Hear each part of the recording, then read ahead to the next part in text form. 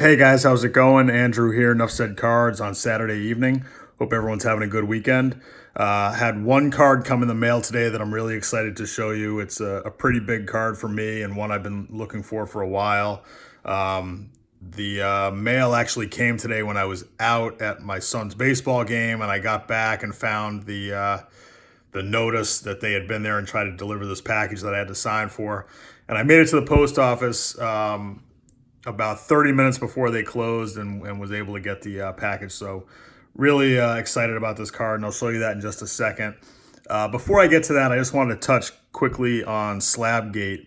And I am going to try to make this quick. I could probably go on and on for an hour, but I've been watching your videos. I've been reading all the threads on the Net 54 and Blowout, and even in the New York Times, and following the media response to this, and wanted to kind of think it through and formulate how I felt about the whole thing before I made any decisions and before I talked about it. And I am pretty confident that I know how I feel about it. And basically, if you've been in this hobby for any period of time, unfortunately, there's a lot of crooks and a lot of scumbags that will try to get over and do anything for money.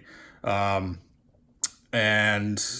if you're maybe relatively new to the hobby, this might be eye-opening for you, but unfortunately that's the fact and has been for a long time.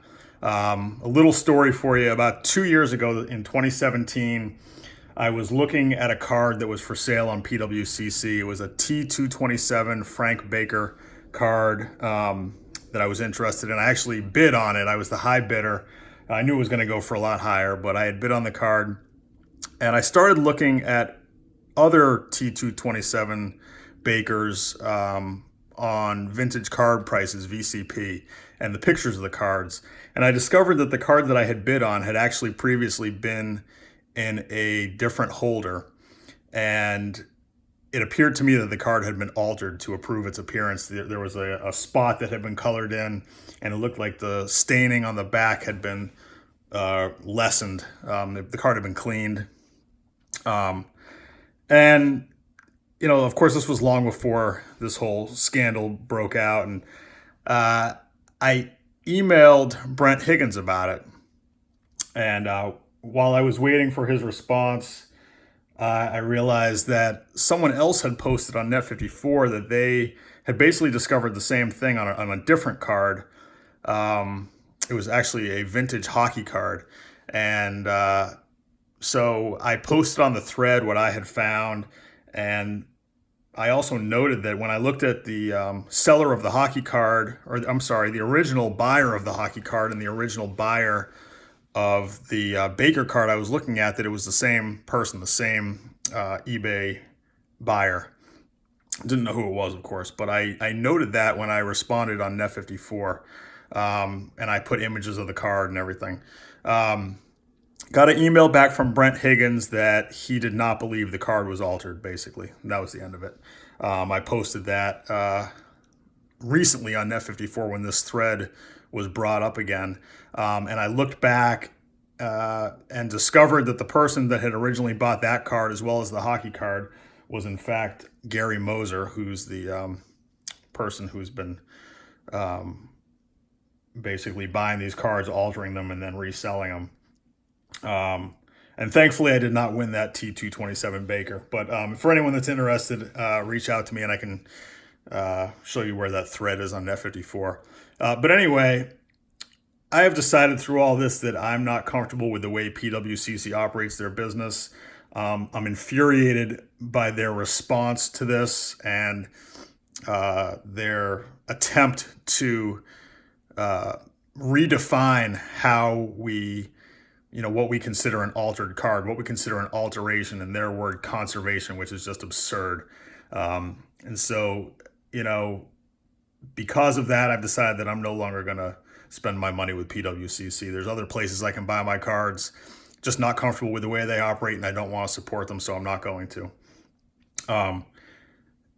Even more disturbing than that, well, I shouldn't say even more disturbing. Disturbing in a different way is how completely inept PSA has proven to be at identifying these altered cards.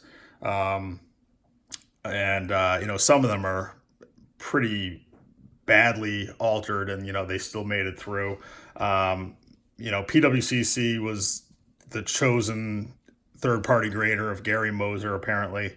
I'm not saying that the other grader, SGC and Beckett, etc. Beckett has their own problems, which I won't get into, but I basically have decided that although SGC is my preferred company, I don't really believe that I'm all that confident that any of them can catch well done alterations. To me, they're useful in determining whether a card is authentic or whether it's just a fake card, but I can do that myself.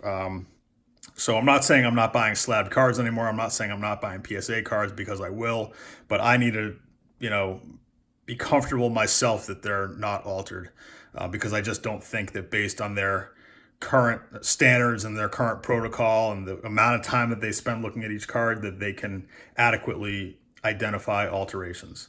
So very disappointed in PSA. I'm no longer going to use PWCC. Unfortunately, I think that there's a lot more altered cards in slabs than people want to think. It's terrible for the hobby, but it is what it is. I'm not going to stop buying cards. Just going to increase how much time and effort I spend in trying to determine for myself if a card is good or not. All right, so enough of that. This card that arrived today is a card that I owned a copy of this card for one day. I bought this card last year at the National. It was a PSA 4. I ended up selling it the next day, which is something that I never do, because I found another card that I wanted, which was a 1921 Exhibits Babe Ruth. So I sold this card, and for basically the last year, I've been searching for a replacement, and I finally found one, and here it is. This is a T206 Cy Young portrait, SGC 3.5. And I just think this is a really nice example of this card. What I look for mainly are cards, for pre-war cards, T206s, are cards with good registration, because a lot of them are out of focus. This one I think is really nice. It's a Sweet Capital 350, and typically I go after Sweet Capital and Piedmont 150 series, because generally they have better registration than the 350s. But this one is really nice to me. Also, I think the color is pretty good on this, and the centering is acceptable. It's a little bit off left to right, but overall a pretty nice card. Now the corners clearly are, it's a 3.5. It is what it is. The corners don't bother me. I'm real happy overall with the look of this card. And I'm comfortable that this card has not been altered. So just pretty thrilled to pick this up. I saw it on eBay. I actually was able to contact the seller, someone that I had bought from before, who's a Net54 member. I was able to contact him not through eBay but through his email, and made a deal with him on this card, a private deal, that I was really thrilled with. So very happy to add that card. And I'm going to show you two other cards. It's about time for me to do a update to my T206 Hall of Fame portrait collection. I've gotten quite a few since I made my last video showing them all, but I have two others that I want to show you today, just because I think they go well with the Cy Young. This is Walter Johnson, of course. This is a SGC 5. Really beautiful card.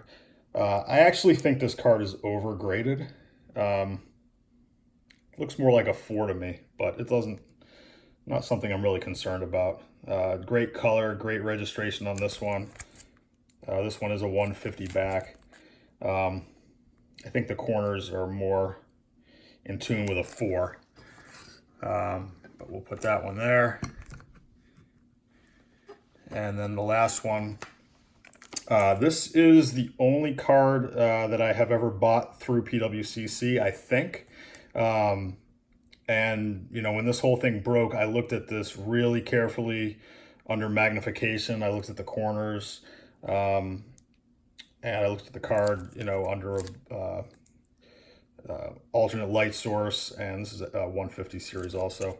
And I'm comfortable that this card is not altered to SGC5, but this will be my last PWCC purchase.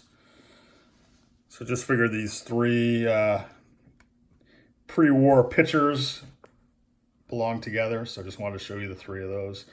I'd love to hear your thoughts on Slabgate. I'd love to hear your thoughts on the Cy Young edition. And also, if you're interested in seeing a video that just shows all my T206 portraits. Hope everyone has a great rest of your weekend. I will catch up with you soon. Take care. Bye.